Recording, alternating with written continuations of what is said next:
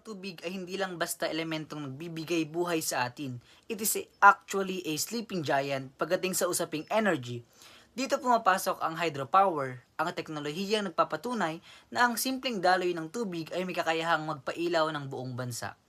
Sa mundong pilit na kumakawala sa polusyon, hydropower stands as a pillar of modern energy. Ang concept nito ay isang napakagandang display ng physics. Ang kinetic energy mula sa agos ng tubig ay pinapaikot ang ating mga turbines na siyang nag-drive sa generator para makabuo ng kuryente. It's clean, it's consistent, and most importantly, it's renewable. Unlike fossil fuels na nakakasama sa ating atmosphere, hindi tayo nauubusan ng fuel hanggat may cycle ng ulan at tubig sa ating mga dam. Pero bakit nga ba tayo nakadepende sa hydropower? It's because it is incredibly reliable. Hindi ito katulad ng ibang renewable sources na minsan ay moody, depende sa sikat ng araw o bugso ng hangin. Sa hydropower, we have the power to control and store energy. Ginagawa nitong stable ang ating power grid na handang mag-supply ng kuryente anumang oras na kinakailangan natin. As future electrical engineers, we see more than just machines and wires here. Nakikita natin na ang malaking responsibilidad.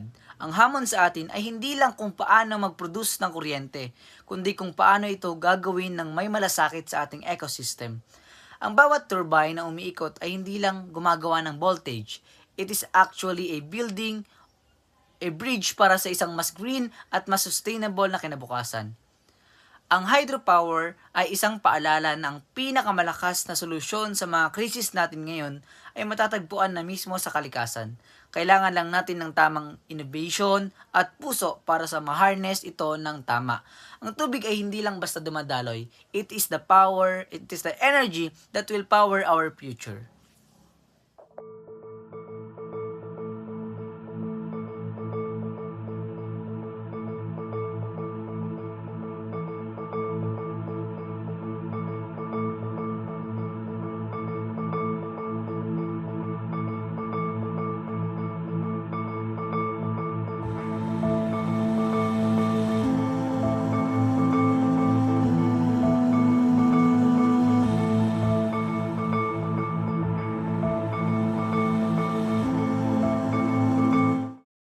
For this slide, pag-usapan natin ang secret sa likod ng operasyon ng isang hydroelectric power plant.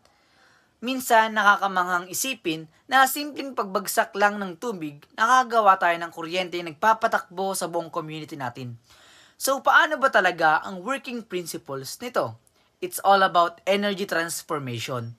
Sa physics, we know that energy cannot be created nor destroyed. Nako-convert lang ito. Sa mga planta natin, ang primary source of energy ay ang gravitational potential energy ng tubig na nakaimbak sa ating mga dam.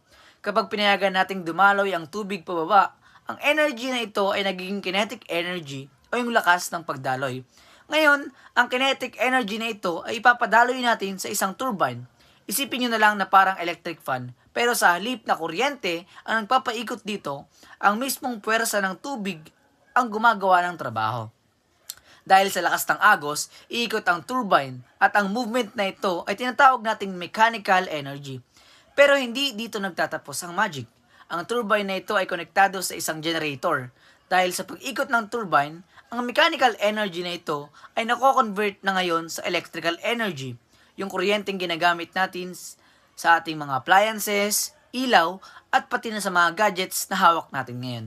Sa madaling salita, it's a beautiful cycle of conversion mula sa potensyal na lakas ng tubig, naging kinetic at naging mechanical at sa uli, naging kuryente. Ito ang dahilan kung bakit napaka-efficient lang ng hydropower. Hindi natin kailangan ng komplikadong fuel, tubig lang, physics lang, at engineering innovation sapat na para magbigay ng reliable na energy sa atin araw-araw. Simple, efficient, at higit sa lahat, sustainable. Yan ang dahilan kung bakit isa ito sa pinaka-importante nating technology sa pag-generate ng power. Moving on, tignan naman natin ang big picture. Literal na big picture. Sa slide na ito, nakalist ang mga giants o yung tinatawag nating largest hydroelectric power plants sa buong mundo. Bilang mga future electrical engineers, mahalagang makita natin kung hanggang saan ang kayang marating ng ating technology pagdating sa scale at power output. Pag-usapan natin ang top of the list. ang Three Gorge Dam sa China with an installed capacity of 22,500 megawatts. Ito yung benchmark natin. Imagine, sa isang planta pa lang, kayang-kaya na nitong mag-supply ng kuryente sa milyon-milyong tahanan. Napakalaking engineering feat nito, lalo na't natapos ito noong 2012. Next is the Itaipu Dam between Paraguay and Brazil. It's sitting at 14,000 megawatts. Ang unique sa planta na ito ay ang collaboration. It proves that energy security is often a cross-border effort. Kahit hindi ito yung pinakamalaki sa listahan, historically, isa ito sa pinaka-consistent pagdating sa annual power production. Bakit natin kailangang tignan ang mga numbers na ito? Sa field natin, ang installed capacity ay hindi lang basta numbers. It tells us how much load a system can handle. Ang mga planta gaya ng Siluodu, Belomonte at Guri, sila ang nagpapatunay na ang pag-harness sa lakas ng malalaking ilog like Yangtze, Parana at Caroni ay hindi lang para sa lokal na gamit, kundi para sa industrial growth ng isang buong bansa. Ito ang definition ng energy independence. Sa bawat mega project na nakikita nyo rito, mayroon libu-libong engineers na nag-analyze ng turbine efficiency, grid stability at transmission reliability. Ang mga dam na ito ang inspirasyon natin para isipin if the world can do this on a massive scale. Anong kayang gawin ng bansa natin dito sa Pilipinas? Speaking of which, let's take a look at our local situation. Sa slide na ito, ating tatalakayin ang listahan ng ilan sa mga largest hydroelectric power plants sa buong mundo base sa kanilang installed capacity o yung kabuuang lakas ng kuryente na kaya nilang i-produce. Unahin natin ang Tuguegarao Dam na matatagpuan natin sa Brazil, particular sa kahabaan ng Tocantins River. Mayroon itong capacity na 8,370 megawatts at natapos noong 1984, bago pa ito muling pinalawak noong 2007. Kasunod nito ay ang sikat na Grand Coulee Dam sa United States. Ito ay kumukuha ng enerhiya mula sa Columbia River. Kahit luma na ito, dahil nagsimula ang construction nito noon pang 1942, nananatili itong powerhouse na may 6,809 megawatts capacity dahil sa ilang serye ng upgrades sa paglipas ng mga dekada. Dumako naman tayo sa China, kung saan naroon ang dalawa sa ating listahan, ang Xiangjaba sa Jinsha River na may 6,448 megawatts at ang Longtan Dam sa Hongshui River na may 6,426 megawatts.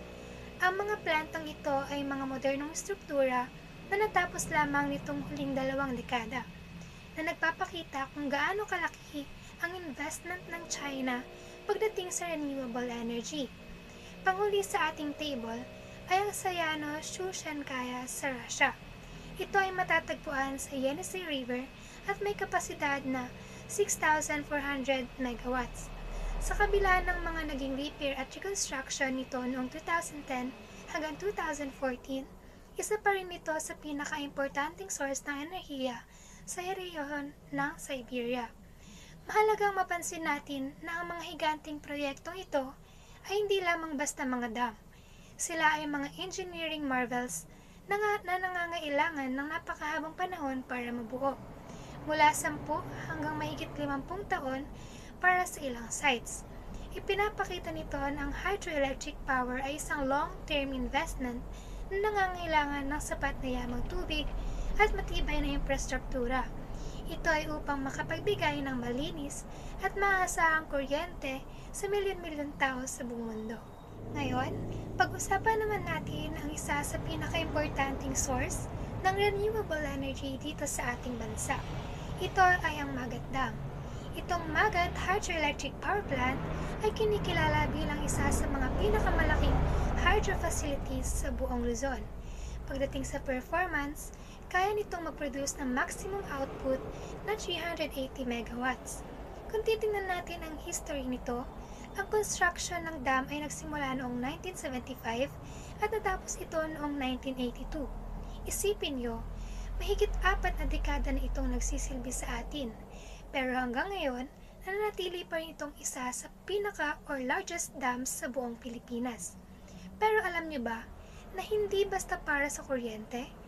Ang Magat Dam ay tinuturing na isang multi-purpose dam. Ang primary use nito ay para sa irigasyon ng ating mga sakahan. Sa katunayan, sineserbisyohan nito ang humigit kumulang na 85,000 hectares o 210,000 acres na agricultural lands. Napakalaking tulong nito para sa ating mga magsasaka, habang sabay na nagbibigay ng clean energy sa pamamagitan ng hydropower plant. Kung titignan naman natin ang lokasyon, strategically, place ito sa boundaries ng Namilangan, Alfonso, Lista sa Ifugao, at Ramon sa Isabela. Bilang dagdag na impormasyon o side note para sa ating awareness, bagamat ang Magat ay giant sa hydropower, ang combined cycle power plant sa Iligan, Batangas pa rin ang pinakamalaki sa Pilipinas pagdating sa pangkalahatan na may operating capacity na 1,200 megawatts para sa Luzon grid. Gayunpaman, pagdating sa usaping hydroelectric at agricultural impact, ang Magat Dam ay nananatiling isang main pillar ng ating infrastructure. Ito ay isang patunay na ang ating likas na yaman, kapag ginamitan ng tamang engineering, ay kaya magbigay ng sustainable solutions para sa enerhiya at pagkain ng ating bansa. So, in this slide, makikita natin yung actual view ng Magat Dam, isa sa pinakamalaking hydropower plants dito sa Pilipinas. Dito, mas makikita natin kung paano nag-work in real life yung hydropower system. As you can see, yung dam ay nakastretch across a wide river, creating a large reservoir. Yung naipong tubig dito ang nagsisilbing main source of energy. Kapag pinakawalan yung tubig, dumadaloy ito pababa with strong force papunta sa turbines. Dahil sa lakas ng agos, umiikot yung turbines, and that mechanical movement is converted into electrical energy. Makikita rin natin sa image yung mga structures sa baba, including yung power plant facilities at yung mga pipelines or penstocks kung saan dumadaan yung tubig. Yan nangyayari yung actual energy conversion process. Aside from power generation, mapapansin din yung lawak ng reservoir at yung surrounding environment. Napapalibutan ito ng greenery na nagpapakita na may contribution din ang dam sa irrigation, lalo sa mga agricultural areas nearby. Kaya hindi lang siya source ng electricity, kundi support din sa farming at water supply. Overall, this image gives us a clearer picture kung paano ginagamit ang tubig bilang renewable resource para makapag-produce ng clean energy. Ipinapakita rin nito kung gaano kalaki at kaimportante ang role ng hydropower plants tulad ng Magat Dam sa energy system ng bansa. So, sa slide naman na to, pag-uusapan naman natin kung paano nga ba nag-ooperate ang isang hydroelectric power plant. Una, yung transformer. Ang transformer na nasa powerhouse ang responsible sa pag-convert ng electricity na napoproduce. Galing sa turbines at generator, yung kuryente ay nasa AC form. Pero kailangan pa itong step up to higher voltage para mas efficient ang transmission over long distances. Kaya dito yung pumapasok yung role ng transformer. Next naman is the power lines. Mapapansin natin na sa bawat power plant, 4 na wires ang lumalabas. 3 wires para sa 3-phase power at isang neutral or ground. Yung 3-phase power system na ito ang ginagamit para mas stable at efficient ang distribution ng kuryente, papunta sa iba't ibang lugar tulad ng mga bahay, negosyo, at industriya. Then we have the outflow.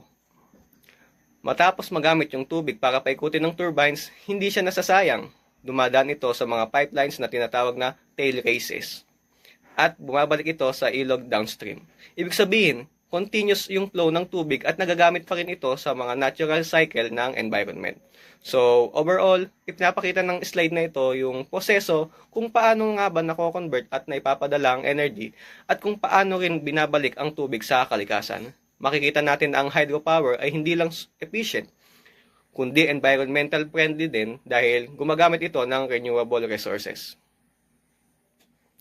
So, sa slide naman na to, makikita naman natin yung detailed diagram ng kung ano ang nasa loob ng isang hydropower plant at kung paano dumadalo yung proseso from water to electricity.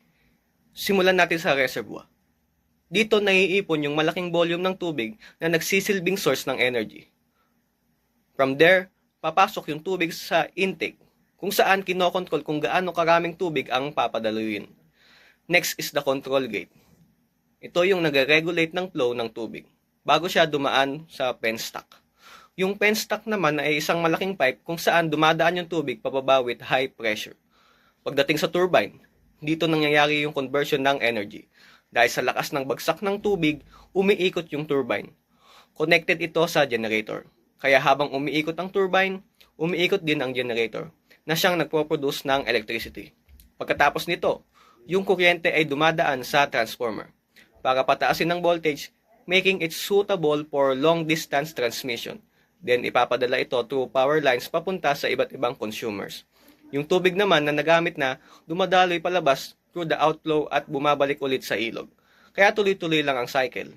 So, overall, ipinapakita ng diagram na ito yung step-by-step process kung paano nako-convert ang energy mula sa tubig into electrical energy in a very efficient and continuous way.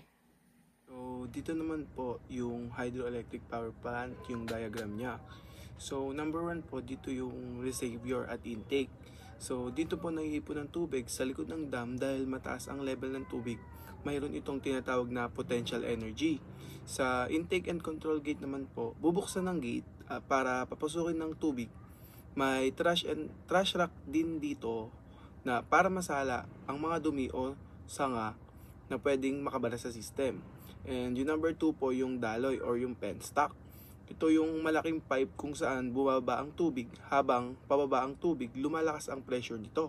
Kaya ang potential energy ay nagiging kinetic energy. And ang powerhouse naman po or yung turbine at generator. Sa turbine po, pagbaba ng tubig, tatama ito sa mga blades ng turbine kaya ito iikot. And yung generator naman po, parang ang turbine ay nakakabit sa generator. Kapag umiikot ang generator, doon nabubuo ang electrical energy.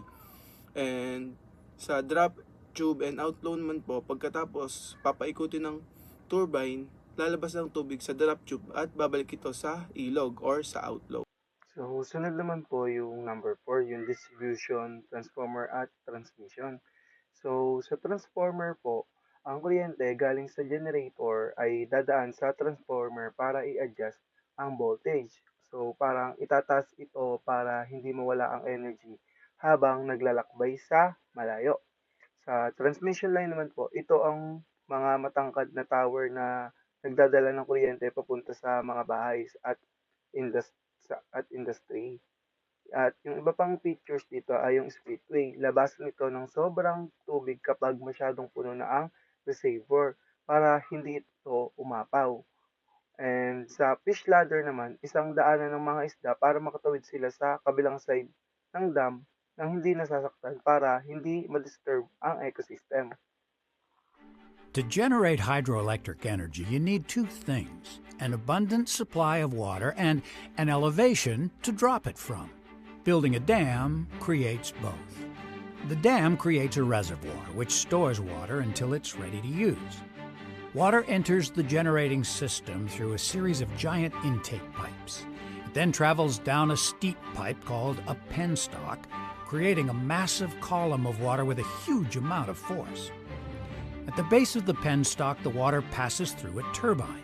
The giant blades rotate the drive shaft in the turbine, which is connected to a large generator. This converts the mechanical energy into electricity.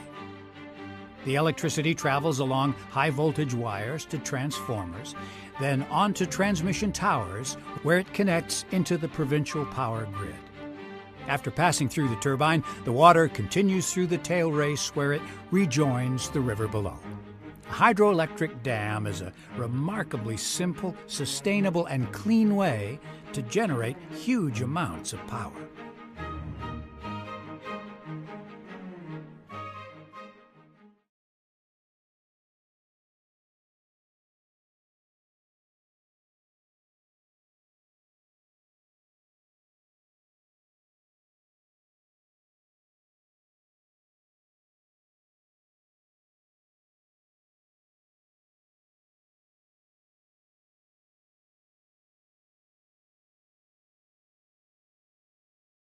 So, dito naman po yung construction ng dam. So, yung number 1 po, mahirap at labor intensive. Ang paggawa ng dam ay hindi biro sa sobrang hirap po nito. At kailangan ng madaming workers at matinding manual labor dahil sa laki ng project. Number 2 naman po yung pag-divert ng tubig or water diversion.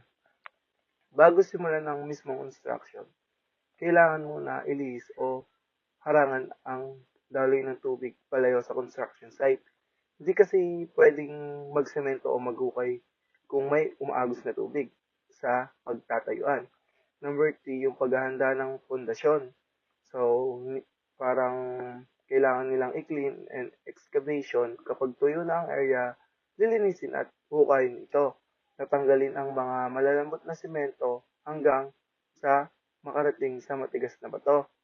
So, or yung solid ground naman po, sinisiguro na matibay ang pundasyon para hindi ito gumalaw o bumagsak kapag nandun na ang bigat ng dam at ng bilyong-bilyong litro ng tubig. And gumagamit sila ng mga rock bolts para sa higanting tornilyo na sa bato at netting para patibayin yung mga pundasyon at pigilan ang mga landslides o pagguho ng bato sa paligid. So, dito po yung sa kadugtong po ng ano. So, pagbubuhos ng semento or concrete pouring, gagawa ng mga pulmahan or forms at lalagyan ng mga bakal sa loob para sa structures. And ang pagbubuhos ng semento ay ginagawa ng paunti-unti o by section.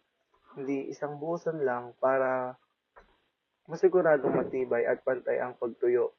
So, kapag sapat na ang taas ng dam, dahan-dahan ipapasok ang tubig sa reservoir or controlled manner ito na hindi pwedeng biglain habang mapupuno. Minomonitor ng maigi ang dam kung may crack o leaks. Ang last naman po yung final touches. Kapag tapos na ang main structure, ilalagay na ang iba pang kagamitan gaya ng turbines at gates para maging fully operational na ang dam. Sa pag-aaral ng engineering, napaka-critical na maunawaan natin ang mga dam design. Ang bawat uri ng dam ay may sinusunod na structural logic na nakaangkla ang topography sa lokasyon. Sa diagram na ito, makikita natin ang tatlong pangunahing uri ng Mansory Dam. Ang pinaka-importante sa listahan ay ang solid gravity dam.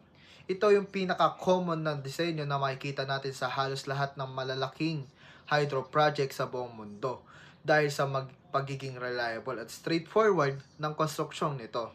Simple lang ang konsepto. Umaasa ito sa napakalaking dead weight o mass na konkreto para labanan ang napakalakas na hydrostatic pressure ng tubig sa reservoir. Dahil sa pagiging matatag nito, kaya nitong pigilan ang tubig na hindi umaasa sa arcing effect. Bukod dito, meron din tayong arc dam na napaka-efficient sa mga narrow gorges. Ang hugis arco nito ay idinidirekta ang force ng tubig patungo sa matibay na pader ng canyon o bundok na parang isang arko na sumusuporta sa bigat ng tulay. At ang panghuli naman, ang buttress dam na gumagamit ng mga supporting pillar sa likuran. Ang disenyo na ito ay ginagamit para makatipid sa dami ng konkretong gagamitin habang pinapanatili ang stability laban sa pressure. Ang pagpili sa mga disenyong ito ay nakadepende sa kung paano natin mapapanatili ang structural equilibrium sa ilalim ng bigat ng headwater at sa pressure na dulot ng tailwater. Ngayon naman, titingnan natin ang technical cross-section ng isang dam. Ito ay hindi lang simpleng pader. Ito ang isang complex system ng fluid mechanics at civil engineering. Kung mapapansin nyo rito, ang profile ng penstock, ito ang critical na daluyan kung saan ibabagsak ang tubig mula sa itaas ng reservoir patungo sa ating mga hydro turbines. Ang geometry ng seksyong ito ay maingat na kinakalkula para ma-maximize ang velocity at efficiency ng daloy. Habang dumadaloy ang tubig, kailangan nating bantayan ang turbulence dahil maaari itong magdulot ng energy loss. Bukod pa rito, mapapansin niyo ang mga inspection tunnels at drainage system sa loob ng konkreto. Ginagawa ito para ma-monitor ang structural integrity ng dam at maiwasan ang mga mapanganib na internal pressure buildup. Kung magkakaroon man ng seepage o taga sa loob ng pader, ang mga drainage system na ito ang sumasalo at naglalabas ng tubig para hindi pumutok ang konkreto sa loob. Sa madaling salita, bawat anggulo At bawat sukat na nakikita nyo rito ay dinisenyo para makasiguro na hindi lang makakagawa ng kuryente ang planta, kundi makapagligtas ito sa loob ng ilang dekada ng tuloy-tuloy na operasyon. Isa rin sa pinaka-importante nating pag-usapan bilang isang mga future engineers ang pangunahing salik na nagdidikta ng power output ng isang hydroelectric power plant. Ang produksyon ng kuryente rito ay nakadepende sa dalawang pangunahing factors. Una, ang how far the water falls o ang ating head. Ang pangunahing prinsipyo dito ay simple lang. Kung mas mataas ang dam o mas malalim ang drop ng tubig, mas malakas ang potential energy o puwersang tatama sa ating mga turbines. Kumbaga, kung dodoble mo yung taas ng bagsak ng tubig, dodoble rin yung makukuha mong potential energy. Ito ang dahilan kung bakit ang mga dam ay may malaking taas na nakapag-produce ng malalakas na kuryente kahit mas maliit ang volume ng tubig. Pangalawa naman, ang amount of water falling o volume flow rate. Hindi sapat ang mataas ng bagsak. Kailangan din ng sapat na dami ng tubig na dumadaloy bawat segundo. Ang kapasidad na ito ay natural na nakadepende sa hydrology ng ilog o laki ng ating reservoir. Ang mas malaking ilog ay nangangahulugan ng mas maraming volume ng tubig ang pwedeng dumaan sa mga turbine na direktang nagre-resulta sa mga matataas na power generation. Sa ating field, ang tamang balanse na sa pagitan ng taas at ng bagsak ng tubig at dami ng tubig na siyang nagiginagawang basehan para makuha natin ang maximum electrical output na kayang i-produce ng isang planta sa bawat oras. Siyempre, pag-usapan natin ang hydroelectric power, hindi mawawala ang usapin tungkol sa size at scale ng mga dams na ito. So, the question is, ano nga ba ang tinuturing na pinakamataas na dam sa buong mundo? As of now, the title of the tallest dam in the world goes to the Nurek Dam. Matatagpuan ito sa Bash River doon sa bansang Tajikistan. If we are look at the numbers, it's really massive, standing at 984 feet or exactly 300 meters tall. Imagine nyo guys, yung height niya is almost equivalent to a 90-story building. It's an earth-fill embankment dam at dahil sa height nito, malaking portion ng electricity supply ng Tajikistan ay nanggagaling lang sa planta na ito. Ngayon siguro ang unang pumasok sa isip nyo ay ang Hoover Dam, since ito ang pinakasikat internationally, while the Hoover Dam is definitely an engineering marvel. It stands at 726.4 feet or 221.3 meters. So kung ikukumpara natin, mas mataas talaga ang Nurek Dam by more than 70 meters. But don't get me wrong, hindi naman mahuhuli ang Hoover Dam. Hanggang ngayon, part pa rin siya ng top 20 tallest dam in the entire world. Take note rin natin na the Hoover Dam still holding its count as a leader pagdating sa concrete, gravity, and arc categories. Ibig sabihin, kahit mas matangkad na earth-filled dam, pagdating sa concrete engineering, iconic at standard setter pa rin talaga ang Hoover Dam. This just show how engineering has evolved over the year, from concrete structure to massive embankment design, para lang ma-harness ang power ng tubig for our energy needs. While we talk about the power and benefits of hydroelectric plants, kailangan din natin i-address yung mga kabilang side. Ang risk, pag-usapan natin ng mga dam failures. Bagamat bihira itong mangyari, kapag nagkaroon ng failure, it can lead to catastrophic consequences. Let's look at some of the most notable cases in history. First on the list is the 1975 Bangkok Dam failure sa Henan, China. Ito marahil ang pinaka-tragic sa lahat dahil sa sobrang tindi ng ulan na dala ng Typhoon Ninya. Nagkaroon ng overtopping o pag-apaw ng tubig. Ang resulta, around 26,000 people died directly from flooding, pero umabot sa 145,000 ang namatay overall dahil sa gutom at sa sakit na sumunod. Halos 11 million people din ang nawala ng tirahan. It was a 1 in 2,000 year flood event na nakayanan ng structure. Next is the Makchu Dam 2 sa India noong 1979. Noong gumuho ang dam na ito, naging sanhi ito ng malaking baha sa city ng Morbi at sa mga rural areas sa paligid nito. Ang estimated toll dito ay nasa 1,800 hanggang 25,000 people. Napakalaki ng impact nito sa community at nagpakita kung gaano kadelikado kapag bumigay ang reservoir wall. And finally, a more recent example is the Oroville Dam sa California, USA noong 2017. Hindi naman totally gumuho ang dam pero nagkaroon ng malaking damage sa spillway nito.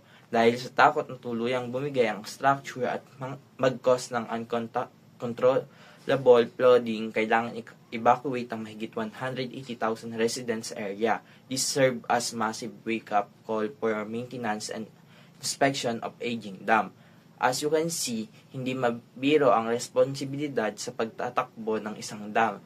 Safety and engineering integrity are always the top priorities para maiwasan ang ganitong mga disaster.